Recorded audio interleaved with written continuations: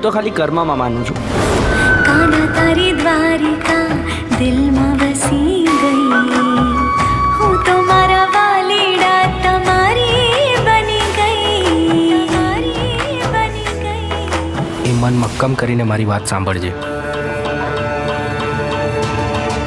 દુનિયા કહે કહેવત તારી, ભક્તિને બચાવી લે. તું મને કે તું ભક્તિને કંઈ જ નહીં થવા દે. મારી ભાભી જે તમારી ભક્તિ કરે છે એની ભક્તિની લાજ રાખ. યશ, હવે તમારે આ બીજ ભરવા રણુજા જવું પડશે અને આપણી માંદા પૂરી કરવી પડશે. ભક્તિ તું પ્લીઝ બંધ કર. શું દર વખતે રામાપીર કરે છે? તારા રામાપીર તારી સાથે હોત તો તારી આ હાલત હોત. એક વાત પૂછું, બટ તમે અચાનક આવ્યા ક્યાંથી?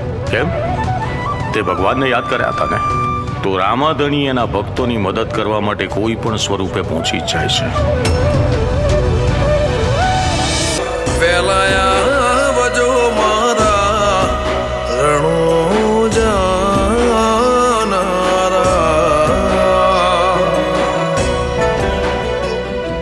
પણ ખાલી ભક્તિથી ભોજન નથી મળતું, ના કે જ્ઞાનથી ઘર ચાલે છે. ભોજન ફક્ત શરીર માટે હોય છે દીકરા, મારા ચિતડાના ચોર, જ્યારે ભક્તિ આત્મા માટે હોય છે. જોને તૂટશે યાદો, હો હર ઘરમાં આજે ખુશીઓનો શોર. કેમ જશે જિંદગી તારા વિના બોલ. પણ હું તને વચન આપું છું, જો આ દુનિયામાં નહીં રહું તો ફરી એક મારું તારા જીવનમાં આવીશ, તારી દીકરી બનીને.